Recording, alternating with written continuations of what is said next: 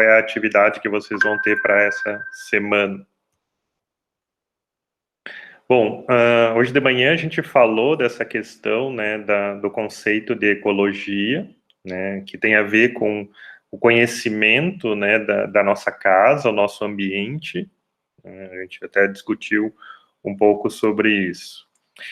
E, muito possivelmente, vocês devem ter já, ao longo, né, principalmente do ensino médio, discutido e ouvido falar sobre muitos dos conceitos que a gente vai ter durante a disciplina, né? A maior parte, né, do que a gente vai discutir, em algum momento vocês já viram, só que agora a gente vai dar um passo além de aprofundar um pouco mais esses conceitos, a ideia é a gente conseguir aplicar eles um pouco mais, né? Aplicar a realidade tanto do curso que vocês escolheram, quanto, né, principalmente a questão mais brasileira associada a essa discussão dos conceitos ecológicos, né, e aplicações desses conceitos, né. Então, hoje a gente só vai dar uma revisada nesses conceitos bem básicos, que geralmente a gente já discute no ensino médio, quando vocês se prepararam para a questão vestibular, Enem e tal, também, né, tiveram contato com esses conceitos, né. Um deles é o conceito de espécie, né? E aí a gente aprende lá eu sempre tenho uma tendência em falar segundo grau, né? Porque no tempo que eu estudei era segundo grau. Hoje em dia eu sei que é o ensino médio. Então, se vocês ouvirem eu falando segundo grau, é o ensino médio, tá? Então, a gente sempre ouve isso, né? O que é uma espécie? São indivíduos semelhantes, capazes, né, de se cruzar e gerar descendentes férteis. Isso é muito forte em nós, nos exemplos que a gente vê nos livros e tal, né? Aquela ideia de ter um macho, uma fêmea gerando filhotes, né?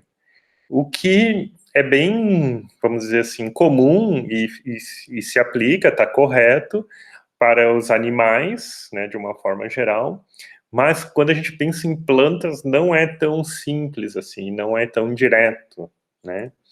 Por exemplo, não sei se vocês sabem, né, mas a araucária, essa espécie que é típica aqui da região de Curitibanos, né, que quem ainda não conhece certamente vai conhecer e vai perceber ela claramente na paisagem quando vier. Ela possui indivíduos com dois sexos. Então, a gente tem indivíduos masculinos de araucária e indivíduos femininos de araucária. Numa ideia semelhante a essa que a gente estava falando, mostrando antes, com relação aos animais, né? Então, você tem o pólen do indivíduo masculino derivando para a estrutura feminina, formando a pinha e dentro o pinhão, né? Que vai gerar um novo descendente. No entanto, as plantas, de uma forma geral, nem todas, aliás, a grande maioria não é assim. A grande maioria vai ter flores hermafroditas, ou seja, flores que têm estrutura masculina e feminina na mesma flor. E aí tem flores que podem fazer autopolinização, ou seja, a parte masculina polinizar a parte feminina da própria flor. Tem flores que vão fazer polinização cruzada, então a parte masculina de uma flor com a parte feminina de outra flor, ou mesmo indivíduos que precisam de dois indivíduos, no caso mesmo tendo as duas estruturas, para fazer essa transferência, né, do material genético. Então vejam que a gente não vai entrar nesses detalhes hoje, né, nem é foco muito da disciplina isso, mas é só para vocês perceberem que quando a gente está falando, né, de espécie, existe uma gama muito grande de diversidade do que é uma espécie, como isso, né, na prática acaba ocorrendo. Outra questão importante, interessante, é que o país é detentor da maior diversidade de espécies do planeta, né, o Brasil. Então, não só por ser um país muito grande, que também já permite ter muitas espécies, mas também por causa que tem uma diversidade de ambientes muito grande, além de ser, a maior parte deles, ecossistemas tropicais que abrigam grande diversidade de espécies. E até por causa disso, o país é conhecido como um país mega diverso, né? Com uma grande diversidade de espécies como um todo. Um outro conceito importante, né, na sequência, é de população, né? População é um conjunto de indivíduos da mesma espécie presentes em uma determinada área, né? Então, é muito comum a gente ver esse termo população quando a gente ouve falar, por exemplo, do censo do IBGE, né? Levantou quantos indivíduos moram numa determinada cidade, né? Qual é a população da cidade de Curitibanos, por exemplo. Então, é possível fazer esse levantamento, né? Literalmente contar quantas pessoas moram naquela cidade, e aí a gente sabe o tamanho dessa população. No entanto, pensem para animais, não é tão simples, porque os animais, eles não vão necessariamente respeitar as fronteiras de uma cidade, né, ou de um estado, ou mesmo de um país, né. E mesmo para plantas, que a gente, né, teoricamente não se movem, mas ainda assim, como que você define o que é uma população de araucária? A população de araucária é aquela que está ocorrendo dentro do município de Curitibanos? Ou a população da araucária é aquela que vem lá do Rio Grande do Sul e vai até São Paulo, né? Vejam que nem sempre é tão simples. A gente tenta construir esses conceitos do que seria uma população, mas na prática, cada situação vai exigir que a gente pense sobre aquilo que a gente está tentando descrever, né? Então, isso é importante, aos poucos, a gente ir se acostumando com essas definições. O que é uma comunidade? A comunidade, então, são conjuntos de diferentes espécies presentes numa determinada área. Veja que a gente veio avançando, né? Então, primeiro o que é uma espécie, depois o que é uma população, agora o que é uma comunidade. Então, a comunidade já vai reunir as diferentes formas de vida que estão presentes naquela área. Então, tanto animais, quanto plantas, quanto micro-organismos, né? Tudo isso de uma determinada região faz parte dessa comunidade. Um outro conceito importante dentro da ecologia são os fatores abióticos, né? Então, os fatores abióticos são esses elementos que não possuem ou não possuíram vida, né? Que estão presentes num determinado local. Então, por exemplo, a questão da luz, né? A luz, umidade, temperatura, água, rochas, né? Tudo isso faz parte dos fatores abióticos. Agora, nesse conceito, tem uma definição ali de um não possui ou possuíram vida. Vocês sabem dizer por que tem essa diferença de não possui ou possuíram vida?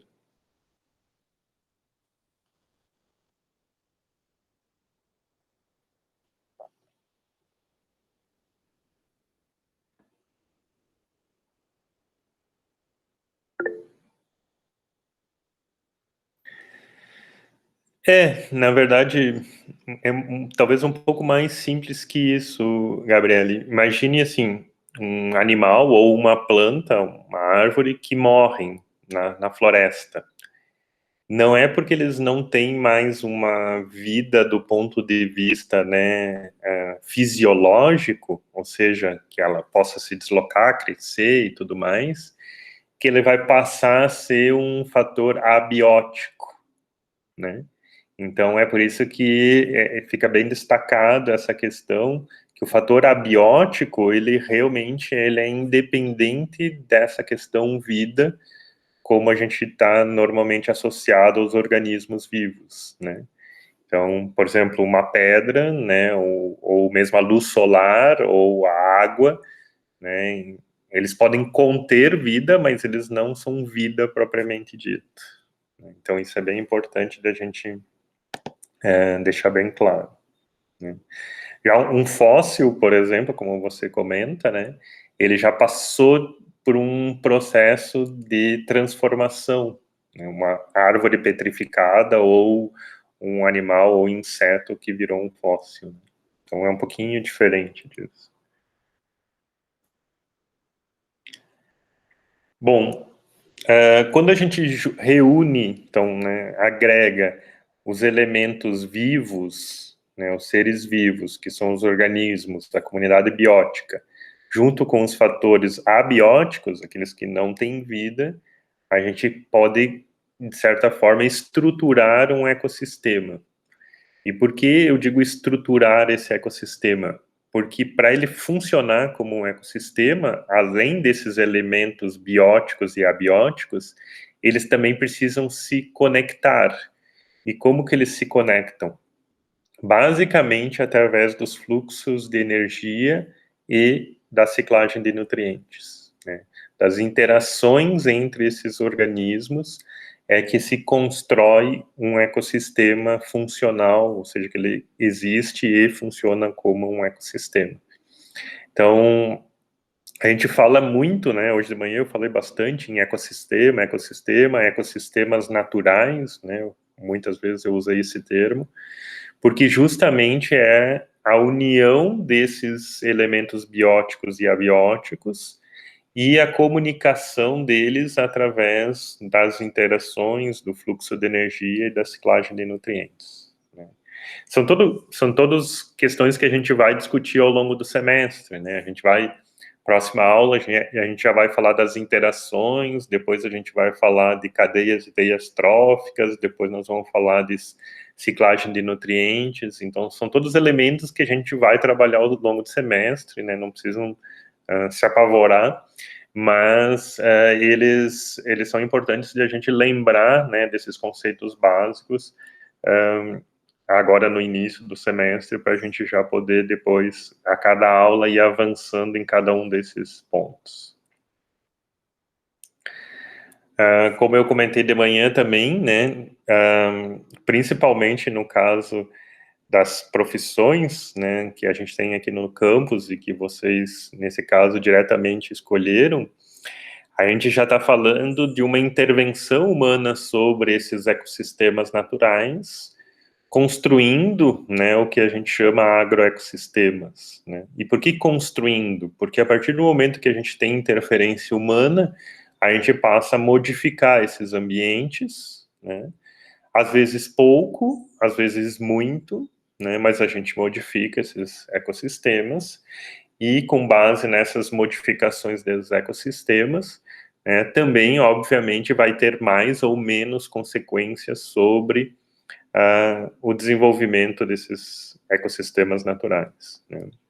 Então, se a gente pensar, mesmo populações humanas com baixa interferência sobre esses ambientes, elas acabam transformando, né? Seja ele através de caça, agricultura, pesca, ou mesmo a derrubada da mata, por exemplo, para fazer uma outra atividade, né? Então, tudo isso tem interferência humana em maior ou menor escala.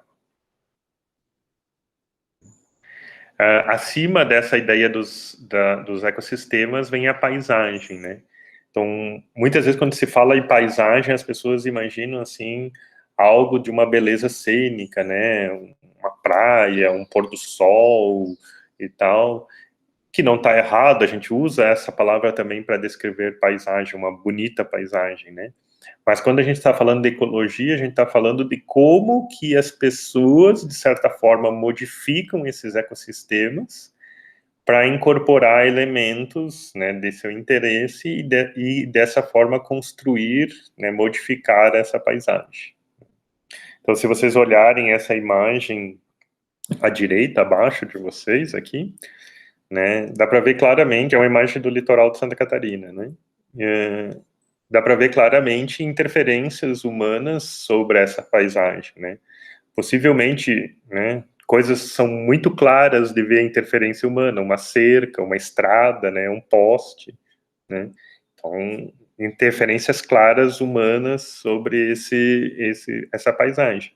Outras não são tão fáceis para quem não é acostumado, né? Então, por exemplo, originalmente toda essa área era coberta por floresta nativa, né? Agora a gente já vê áreas que foram suprimidas e transformadas em pastagem. Esse campo que vocês veem é uma paisagem que já foi modificada.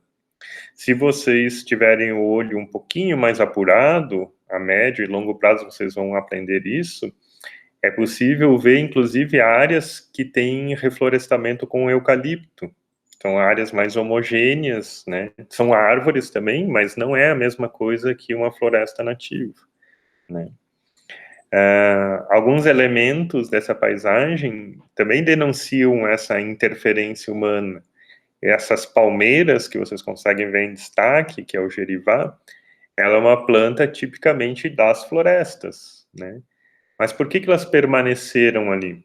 Permaneceram ou porque a pessoa achou bonitas as palmeiras, ou porque ela gostava de utilizar os frutos, né, o coquinho, ou então porque não dava para vender para madeira, não consegue fazer lenha, então não valia a pena derrubar. Então, qualquer um desses motivos, ou até mesmo todos eles juntos, fizeram com que essas palmeiras permanecessem na paisagem. Mas elas todas são indicativos, né, de como o ser humano, de certa forma, tem interferido.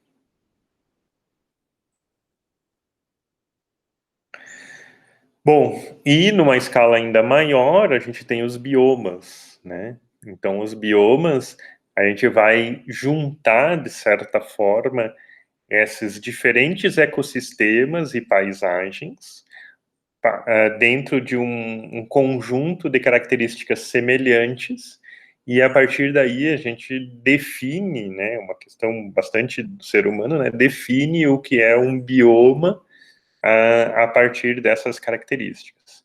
Quando a gente fala sobre isso também, além da questão biótica, ou seja, quais são as plantas, animais e tal que predominam, o clima é muito importante nessa definição dos biomas, né? O clima ele vai interferir tanto nas espécies que ocorrem na região, quanto também o clima vai interferir na forma como essas espécies, né, acabam se estabelecendo e se desenvolvendo a longo prazo. Então, para algumas situações a gente tem muito claro, né, características de clima muito forte que predominam em cada um desses biomas, para os outros nem tanto, né? De toda forma, isso ajuda nós a entender como é o comportamento das espécies em cada uma dessas situações, né? Então, aqui só mais um complemento e algumas informações, algumas imagens, digamos, complementares a cada um desses locais. E aí, a nossa última escala, pensando em termos, né, da ecologia, daquilo que é alvo de estudo da ecologia, né, a ecosfera, né, ou o planeta Terra, que também alguns vão chamar de biosfera e outros vão denominar também como Gaia, né. A noção ou a definição do planeta como Gaia, ele vai um pouco além desse que eu vim comentando, né, que seria a soma desses elementos que a gente tem, porque a teoria de Gaia trata o ser vivo, não, a planeta como um ser vivo, ou seja, cada um desses elementos é como se fosse um órgão desse único ser vivo que é o planeta como um todo, né? Então é uma teoria um pouco mais complexa, né? Não são todos os locais e pesquisadores e professores que aceitam muito bem essa teoria de Gaia, né? Ou do que significa Gaia. De toda forma, o planeta como um todo certamente está conectado entre si, né? Então, hoje de manhã, inclusive, alguém falou, né? Muitas vezes a gente não percebe, mas certamente interferências que ocorrem em lugares bastante distantes, muitas vezes, de nós, acabam também tendo influência sobre aquilo que nós vivemos e sentidos. Um outro conceito importante também, né, é o de habitat.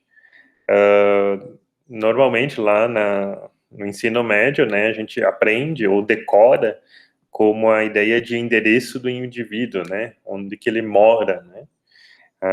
É claro que habitat, do ponto de vista ecológico, é um pouco mais amplo do que isso, né. É o local onde tem a ocorrência natural daquela espécie, né. E ele pode ser extremamente específico, né, muito limitado, como nesse exemplo, né, de um parasita como a tênia, que o habitat dele é o intestino, né, de um ser vivo, ou ele pode ser bastante amplo, né, como, por exemplo, o que a gente já comentou da araucária, né, que pode ocorrer em diversos estados e países, inclusive. Então, é bastante amplo o local de ocorrência dessa espécie. Aqui alguns exemplos também como pode ou não ser amplo esse local, né? Aqui na esquerda, esse mapa que tem umas manchas amarelas, são a área de ocorrência natural da araucária no Brasil. Então, vocês veem que pega essa parte dos estados do sul, né? Principalmente a região de maior altitude, acima de 500, 600 metros. Vão ter fragmentos de araucária no estado de São Paulo, no estado do Rio de Janeiro, né, Minas Gerais e também Espírito Santo, né? Então, todos, nesse caso, regiões mais de altitude. E, de novo, ele pode ser bastante específico, né? Mesmo pensando em plantas, né?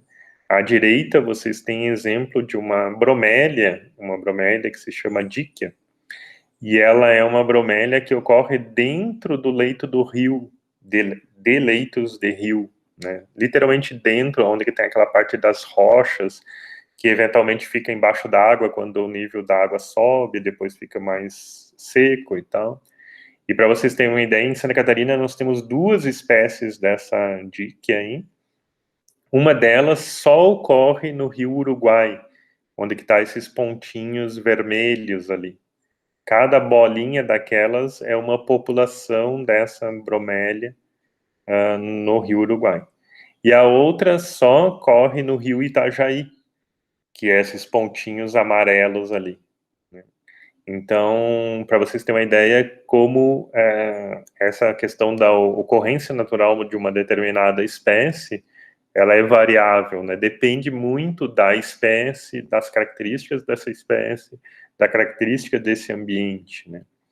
Mas o que é interessante nessa definição de ocorrência natural é que isso determina o que são conhecidas como as espécies nativas, ou seja, aquelas que têm ocorrência natural naquele bioma, e aquelas que não são nativas, ou seja, aquelas que são exóticas, que não têm ocorrência natural naquele local.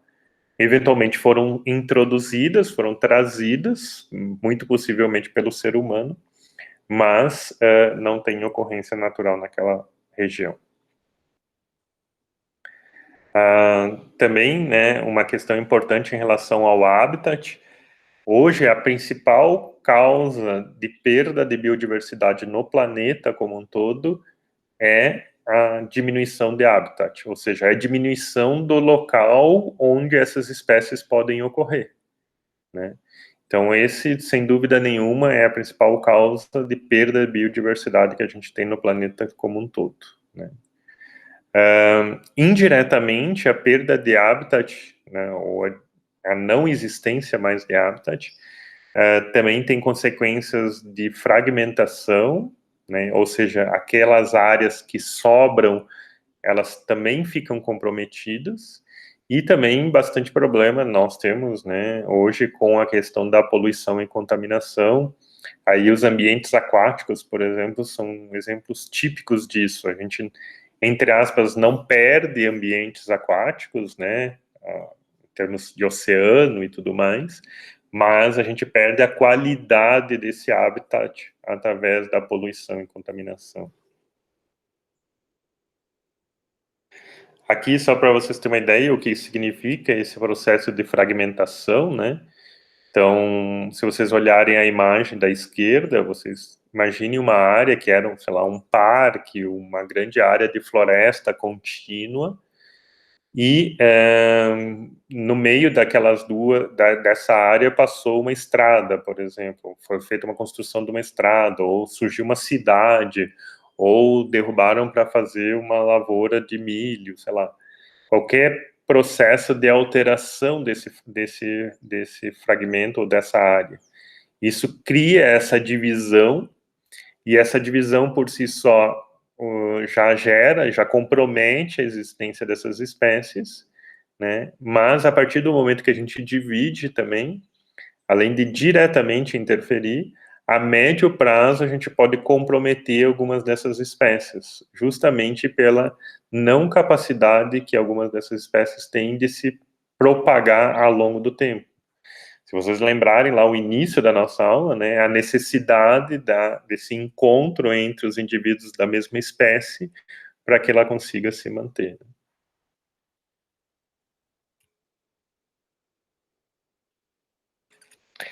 E, por fim, o último conceito para a gente lembrar na aula de hoje é o de nicho ecológico, né? Muitas vezes denominado de profissão do indivíduo, né? Eu gosto mais da ideia da função, né? A função que essa espécie, que esse indivíduo tem dentro daquele ecossistema. Não existe espécie no planeta que não tenha uma função ecológica, né? Todas elas têm uma função ecológica dentro daquele ecossistema, né? E aí, alguns exemplos, né? A gente vai discutir isso bastante quando a gente falar de cadeias e teias tróficas, né? A questão dos produtores, né? As plantas, com a questão da fotossíntese, os herbívoros, os carnívoros, né? Vejo que todos esses elementos dentro do ecossistema têm uma função muito importante na manutenção e no equilíbrio desse ecossistema.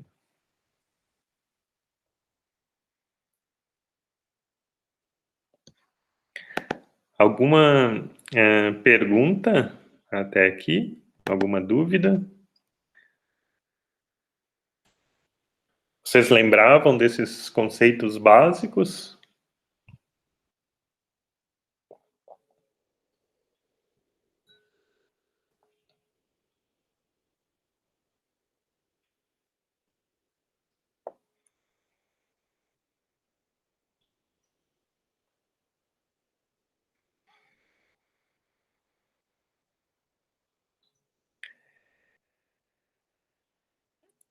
Beleza. Então, agora então, depois de refrescar então um pouco a memória de vocês, pelo menos se vocês não lembraram, talvez vocês se preocuparam e isso é bom, que daí significa que vocês vão atrás, né, desses conceitos. De toda forma, isso vai ficar disponível para vocês consultarem novamente, sem problema.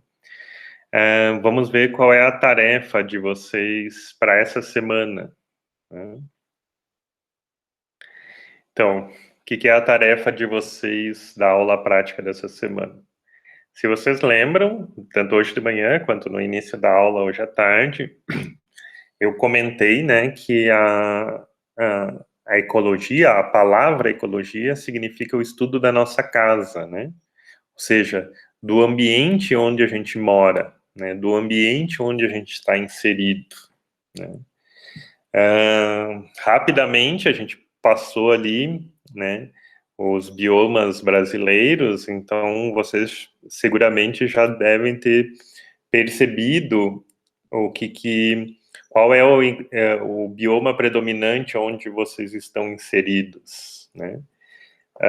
Agora, a atividade prática, propriamente dito, eu gostaria que vocês literalmente descrevessem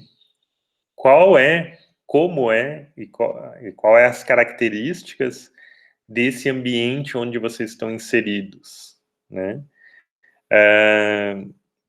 Assim, ele é para ser um trabalho bastante, vamos dizer assim, pessoal do ponto de vista de vocês, literalmente manifestarem aquilo que vocês observam sobre esse ambiente onde que vocês estão, né?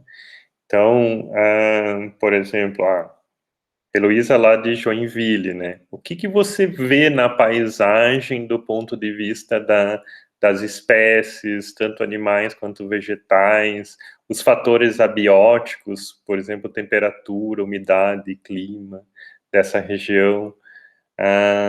Que bioma é esse que está inserido em Joinville e assim por diante, né? Então, construir a impressão que vocês têm sobre esse bioma. Eu não quero que vocês vão lá, por exemplo, na internet e procurem lá. Vou botar um aqui que não vai ser o caso, né? Ah, eu moro na Caatinga. A Caatinga é descrita como Mata Branca, blá, blá, blá, blá, blá, blá, blá. Não é isso que eu quero que vocês trabalhem nesse exercício. Eu quero que vocês, literalmente, transfiram para o papel, né? Qual é a impressão que vocês têm sobre esse ambiente onde vocês moram, né? Esse local onde vocês residem, né? Então essa é a função. Eu vou abrir essa semana, hoje ainda, o link para vocês postarem essa atividade e vocês têm uma semana sempre para fazer essas atividades, ou seja, vocês vão ter até a próxima segunda-feira para ir lá inserir essa atividade propriamente dito no Moodle, né? Ela pode ser tanto uma atividade que vocês escrevam num papel e tirem uma foto e coloquem lá, quanto ela pode ser também, se vocês quiserem escrever no Word, né, no computador e também postar lá, também pode ser. Se alguém quiser também desenhar, fazer um desenho, um esquema, uma representação, também é válido, tá? No sentido de querer demonstrar aquilo que está percebendo sobre esse ambiente. Também é válido. As três possibilidades: escrever à mão, no computador, ou então desenhar. Tudo é possível para tentar representar um pouco esse ambiente onde vocês estão inseridos. Dúvidas sobre o que precisa ser feito?